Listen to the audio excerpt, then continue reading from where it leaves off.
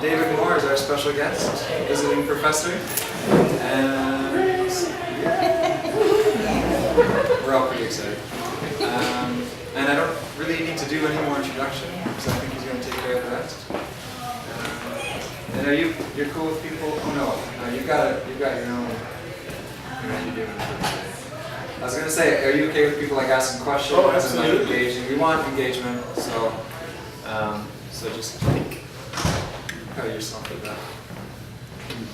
All right, cool. Let's go for it. And if he plays the piano, we'll sing along. There we go.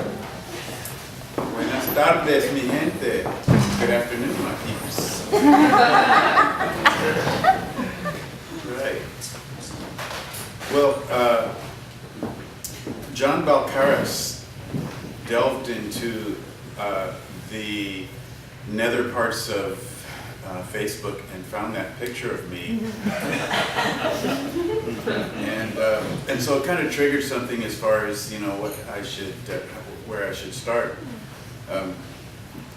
I've always loved kids.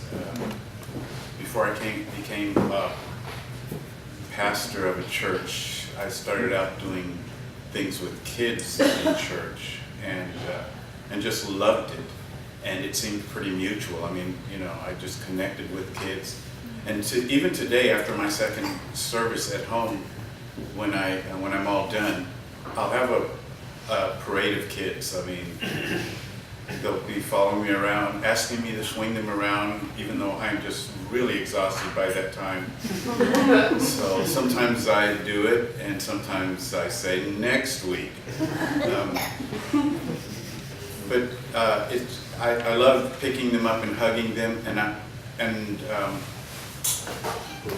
they respond. And then I think it's probably particularly meaningful for the kids who don't have a dad around. I just, I get a lot of joy. Take a kid about the size of the kid in that picture, and pick him up or pick her up, and I just hug them tight. And I say, "Is that too tight?" And they always say, "No."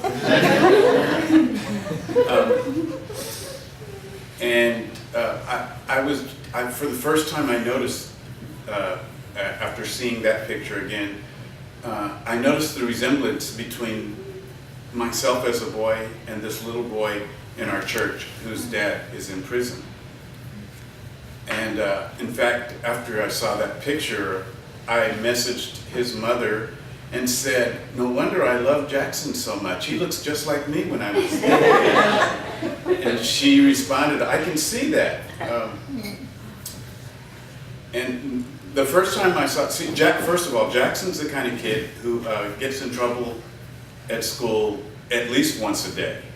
I mean, just there are problems all the time. And so the first time I was with him, I had seen him acting up there at in the church time that we had. And I remember at the end, I went over and I sat next to him, and I just scooped him up and hugged him really tight. And I thought maybe he would not like it because he's a tough kid, right? Like, don't mess around with me. He pushes other kids around, or at least he did. But when I picked him up, at first he resisted, and then he melted into my arms. And now, even though he acts like he doesn't want me to do it, he does every Sunday. He wants me to come, scoop him up, and just hold him tight.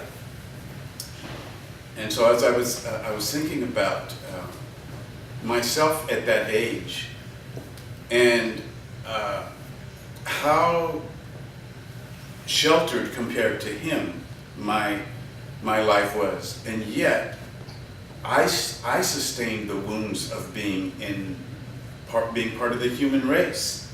I didn't go through the trauma that a lot of kids go through, but I began to think, if my wounds were that deep from a normal kind of household, what must a kid have to deal with when they don't have that sense of comfort, of safety? Because one of my first times of feeling powerless and troubled, I remember I was, and I know not everybody does. Some people have the ability, for whatever reason, they can remember I can remember myself as a 2-year-old and have quite a few memories. But I remember when I was around 3 years old, and my little sister was about 1.5, and we were outside in the front yard, and our neighbors, these girls who were like, you know, they were big girls. They were like, you know, going to school already, like kindergarten and first grade. So these girls were playing, and they had my sister, and they were playing beauty shop, and they put makeup on her, and one of the things they did was they cut her hair. My sister had really long hair, and they cut her hair. And then when my mom, when my sister Bobby and I walked back in the house, my mom was mortified, you know, but the hair was gone. And I remember my mom just being so frustrated in that moment. She just said, at that time I was called Junior, and my mom said, "Junior, why did you let them do this?" And I was 3.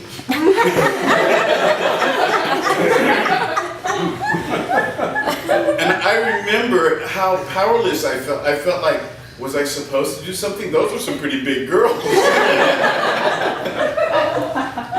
And more than that, I didn't know I was supposed to do anything. I thought this is what you do when you're a big kid. You cut people's hair. So it never occurred to me that there was anything wrong with it.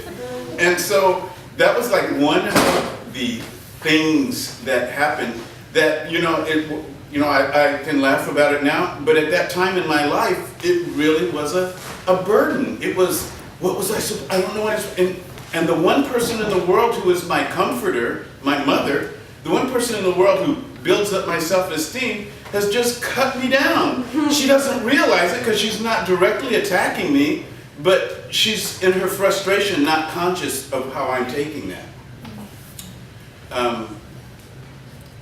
And so I thought about that in comparison to the cluelessness of my dad. If my mom is this way, how many experiences have I had with my dad who just, you know, didn't know he was supposed to comfort me sometimes? I was laughing, I think, with Peter and Mary Ellen a few days ago, or somebody. I was talking about this comic that I saw where there's a little boy and he's playing with dolls, and his mother is sitting there, and then someone else walks in the next frame and said, "Oh, you shouldn't let him play with dolls. He could grow up and become," and then the last frame she says, "a father." But we have these, you know, these artificial roles, and I don't really know how to break this down, you know, to anthropologize this. I really don't know how to break this down, but another reflection I had was how growing up in the world, that often I was surrounded by boys who were hostile. Well, for one thing, I was always smaller. I was always younger in school, and I began to notice how it was never the girls. It was always the boys. I was smaller, and many times I was the only black kid, so that only added more fuel to their fires.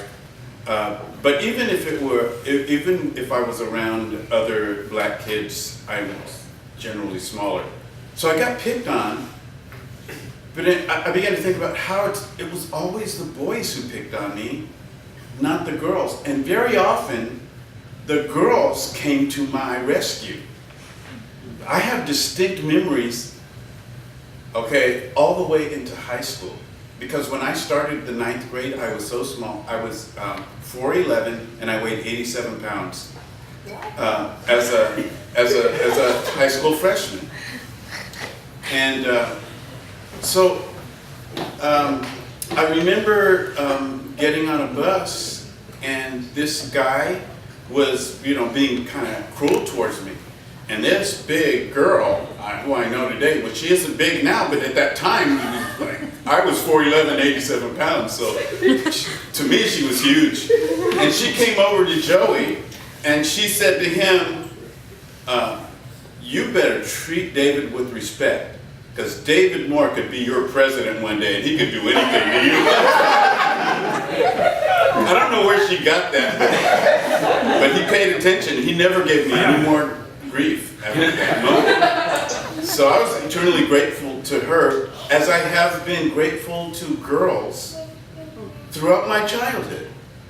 And I began to see, you know, as I grew older, how much the maleness in me needs to be refined. And today I was thinking, what if I could experience female immersion therapy? You know, like if I could live on that island where women, only women are, and if I could just like have myself repaired, if you will. Because I think that this is part of our problem, that we men don't really understand life as a woman, and we don't know the reasoning and the way that life works for women. And if we could, if I could get that part of me repaired, and if maybe other men, I don't know how many would sign up for this course, but if I could go through the course and then come out of this female immersion therapy, and people would say, wow, he's a better person now. He's still a man, he's still a male, he's still a husband and a father, but he's better. Then I could like convince other men, you know, like AA or something like that. I could just like tell other men, you know, you should get into this. So you probably have to be careful how you advertise that.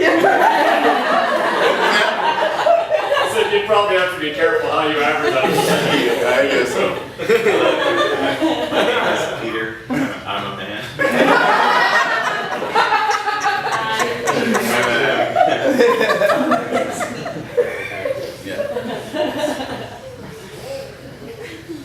But, you know, really and truly,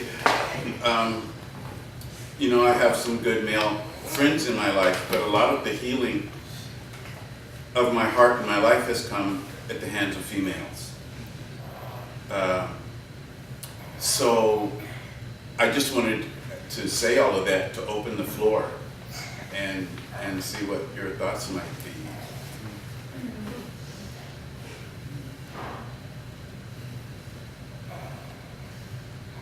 Oh, I'm not saying that every girl was great. There was this one girl when I was, I think, 9. Her name was Kim. This is being recorded. Hi, Kim. So, we were playing, you know, on the jungle gym swings and all that stuff, and she kept bullying me. She kept pushing me around, and so finally I hauled off and slapped her in the face. And she had been hurting me the whole time, but as soon as I slapped her, she goes running away crying that I hit her. Like, well, you've been hitting me for days, right? And she goes, and I get in trouble. And I remember someone told my mother made me call. First my mom says, boys never hit girls. You just never do that. And I was thinking, but girls hit boys, but that didn't get anywhere with my mom. And she made me call Kim's parents and apologize. I was 9 years old. And so, but that hasn't really disillusioned me with regard to girls and women. I still have a great deal of respect and regard, in spite of that experience. Yeah. David, I'm wondering, my first thought on this Amazonian paradise that you want to move to is that there's a really widespread myth that despite the fact that women are known to be sort of naturally nurturing and are aware of taking care of, you know, specifically kids who are being bullied. I think that's such a beautiful thing. But there's a really widespread myth that women in a group are horrible to each other. Yeah.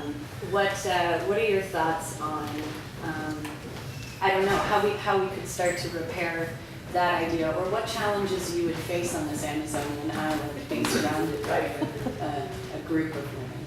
Or how have you seen the care that women have given you differ, whether it's an individual reaching out to you versus a group of women. I have distinct images in my mind of like second grade and girls standing there empathizing with me having a difficult time. The same year that I was surrounded by boys on their bicycles, and they were huge because I was second grade and they were 5th grade, 4th grade, threatening me. And so that's my experience even with groups. Yeah. I still don't know whether that myth is being perpetuated, the myth of the negative power of women in groups, if that's being perpetuated by women or by an external perspective. I'm not sure how to hear you. Are you saying it should be perpetuated? Or No, that it shouldn't? I think it's a horrible myth. Yeah, I was going to say, how do you behave in a group of women? It depends on the woman. No, but I think I've been putting some thought into how to heal that misconception, because I think that it has a really horrible effect on the way women relate to each other often.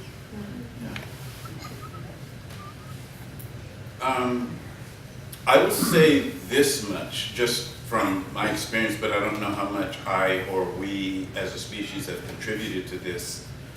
I have seen, particularly in church life, where women seem to be more open. They will fall out with each other, where the men are just like, is there a conflict going on somewhere? Because I can feel it, but I don't know what it is. Yeah. I think what Zoe's saying and what you just said are maybe the opposite side of the coin that you brought up at the beginning, which is that women have brought a lot of healing to your life, probably partially because they're much more socially aware and emotionally aware than men are. And so it was a lot easier for them to see the emotional problems that you're having. But because of that, I think that social dynamics in groups of women are much more complicated than they are in groups of men. In groups of men, we all high-five each other and drink some beers, and everybody's fine. If somebody has a problem, then they might say it, they might not, but otherwise it's probably fine.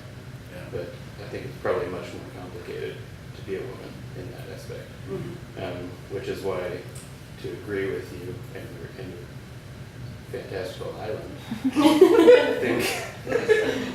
Do you remember that Arnold Schwarzenegger movie where he got pregnant?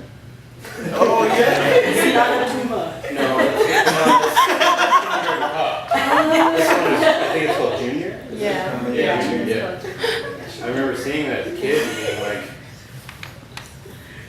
it was like the first time that there had been any sort of gender bending in my mind, and then thinking about it as I was probably going through puberty, I was like, what would it be like to be a girl? And like it just genuinely seems valuable to be able to see both sides of that equation, but we can't. But here's my question: if you had that magic wand that would turn you into a woman for a period of time, but there was like a 30% chance that it would be irreversible. Great question.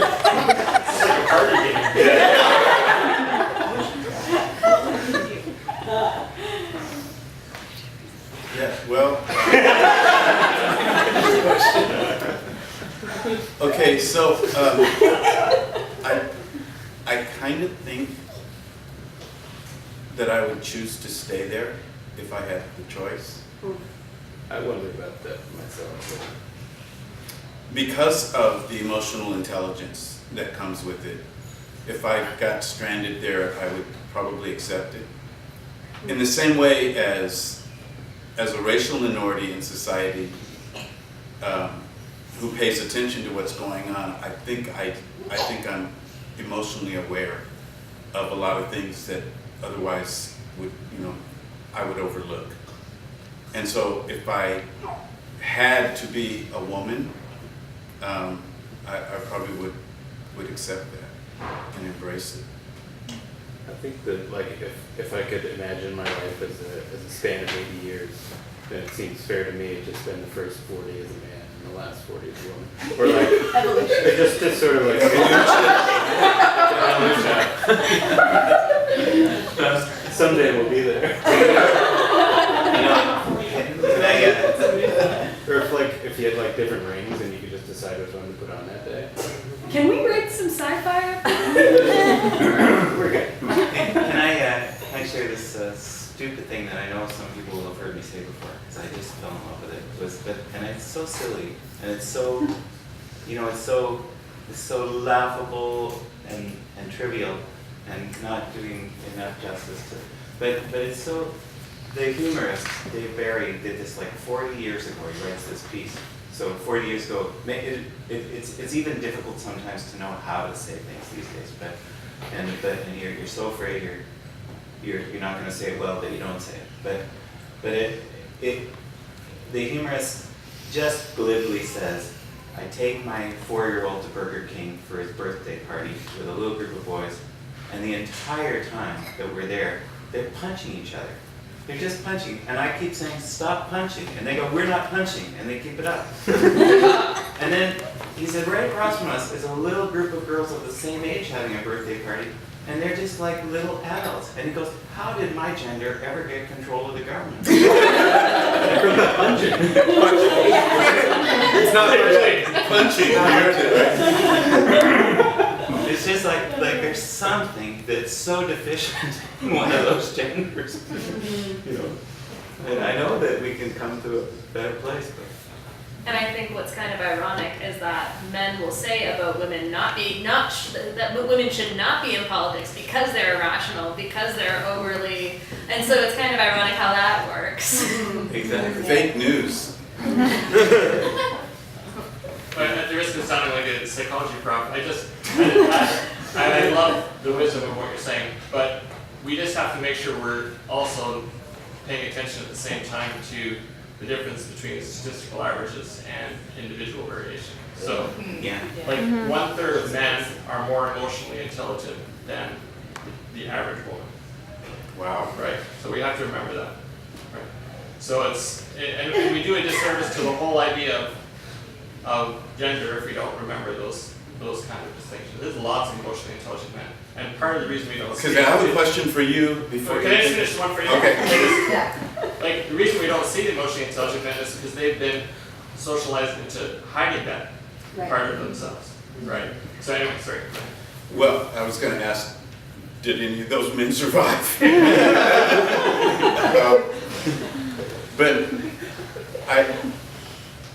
I think that, well, I personally am an empath, and I think that might go along with some degree of emotional intelligence, and sensitivity and awareness, and feeling a lot of people's pains as well as their sorrow, their joys. And I was in a conversation with some friends in my neighborhood. We were having dinner, and I was talking about how I grew up as a kid as an empath, but I learned how to build high walls to protect myself because it didn't seem normal. So I built walls around myself emotionally, and then as I got older, I began to take the bricks down. And I remember the mother saying, after I described how I grew up as an empath, took the walls down, she said, wow, I did the opposite. I started out with no walls, and my whole life I've been building a wall. So that, to me, that says a lot about our world politically as well, that people are being given the tools to wall themselves off, and it's very painful to live with. Yeah. One of the things that when I look over my life, I really appreciate the complementarity of men and women. And so I grew up in a family of 3 boys. We kind of grew up hammer and tong, lots of punching. And and then I worked on farms, I worked in forestry camps, And then, later in my 20s, I married Marlene, and relationship, I realized I was causing her to cry far more often than I was happy about. And so I really had to learn from her and listen to what it is she was feeling, and that was that was good. And as my career developed, I found that in most of my career assignments, I worked with women. And most of my jobs, since I was in my late 20s, I've been in leadership roles, and having, being able to work alongside of women who have a different perspective on issues, I have found so helpful in my life. So, I really think that the complementarity of men and women is actually very wise. I've always felt I have so much to learn from women. I've been kind of, your hypothetical question, could you sort of go to an Amazon place and learn from, what would that be like? One of the things I would like to see in that complementarity is, and I think this is like a big push inside of me, and I appeal, those who were there Sunday at church will remember me putting this appeal out there. I really would like to see women step forward and take roles of leadership in ways that they haven't so much. And I have these competing ideas. There's this, I guess it's an axiom that's used in the political world. I can't remember who coined it. It might have been Frantz Fanon, or it sounds like something Malcolm X would say, but I don't remember who said it. But you've heard this saying that power is never relinquished, it always has to be taken, right? It's never given away voluntarily. And so part of me wants to say to women, take the wheel, because we're about to crash. But the other side of me says, but taking the wheel is the problem. That's what we don't want, is another power play. So I don't really know what to make of that. Yeah. Can I also say that I enjoy the complementarity of men and women, but equally as much I enjoy being in a room with people who are men, people who are women, people who are transgender, people who identify as non-binary, people who identify across the gender spectrum, and seeing that beautiful diversity, and people who are coming from not only to being raised as a man or a woman, being raised as a man or a woman, and then coming to identify in a new way, and sort of the different perspectives that come from that is just it's beautiful. So maybe it's conceivable that it's out of that experience and community that we will find the kind of leadership that I'm longing for. And I think a lot of us are longing for. Where it's disarming us because we're expecting one thing because of the way that you look, but I get another thing because of the way that you are. John Green says something really good about imagining people complexly, and sort of seeing a person, meeting them, but then always sort of saying there's always more there. There's always more to know about this person than what even on the surface they may identify as. Yeah. Well, and I think maybe my time might be winding up. I don't know, but as I was reflecting on, wow, I could use female immersion therapy. I also thought about how the term for the Spirit, the Holy Spirit, is feminine. And I thought, well, even if I can't go to that island, I can sit in the presence of the Holy Spirit and consciously ask for myself to be awash in this divine female presence. Maybe you could speak to, I think we've talked a lot about the feminine genius, I think is a good way to describe it, and I really appreciate that. but I also I've experienced a lot of hurt from men who are not emotionally aware, but I've also received a lot of healing from men who are emotionally aware. If you could speak to the masculine genius, like what do men have to offer other men and women as well? What's your take on that? So basically you're asking when we're not full of ourselves. Yeah. I think this is divine. So genius is a good word for this. This is divine. I believe that when Jesus promoted the idea of God as his Father and as Father, and for us to pray our Father, that he was being subversive. Because even though before that there is some use of the idea of God as Father, it wasn't a common thing. So Jesus was actually taking something, he was taking this God who was really a military hero and transforming this God for people. And it's subversive because everybody has access because he's our Father. All right? So I think that what Jesus was doing was subversive and it was important. And I think it's important for us to now see God as Father. I love that song by Chris Tomlin, Good, Good Father.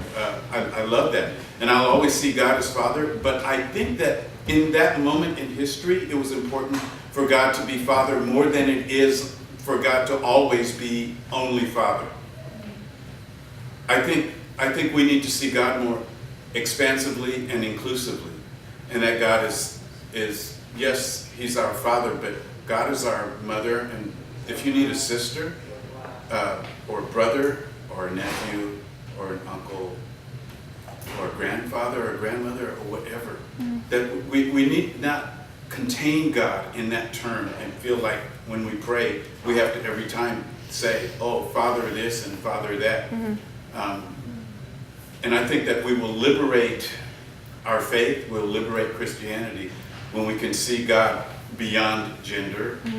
And in that way we will release, this is a long answer to your question, I think, that way we will release men from preconceived ideas of masculinity, so that we become wholer and more holistic towards one another and to everybody. This is my thoughts. Just off the top. I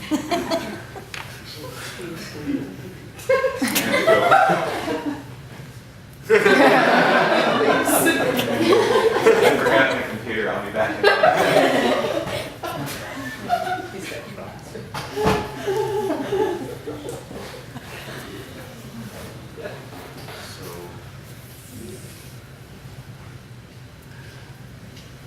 I don't know what the time restraints are. We're close to, just got like a minute or two to wrap up. Okay. You were going to say something? You began the presentation with talking about how you are kind of in a father role for a lot of children who don't have fathers present, and how do you witness to your view of masculinity through your fathership of those children? Like, what do you experience of God by manifesting your masculinity in that way? Because obviously you're someone who's in touch with your emotion and you're aware of people and sensitive, but yet you are a man. Yeah. Like you're trying to live the truth of your manhood. And how does that tie into everything we just talked about? To me, it's just love. I don't even know if I'm thinking of the fact very intentionally that I'm being a man in these men, in these boys' lives. I know that that's the reality, but I'm not really thinking about it. I'm just thinking, I really love kids. But it was a very joyful moment in my life to have my own kids, Diane and I. That was huge. And so now that I don't have kids, because they've grown up, I'm still intoxicated by kids. And I think anything fatherly or masculine is just the byproduct. Yeah.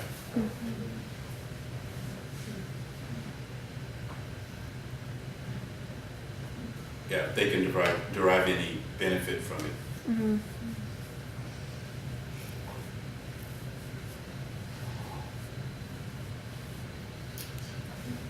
So thank you all for hanging out with me and letting me be part of you once again. When do you head home, David? I leave today around 4 p.m. Oh, really? Yeah. Wow. So hopefully I'll see everybody in February.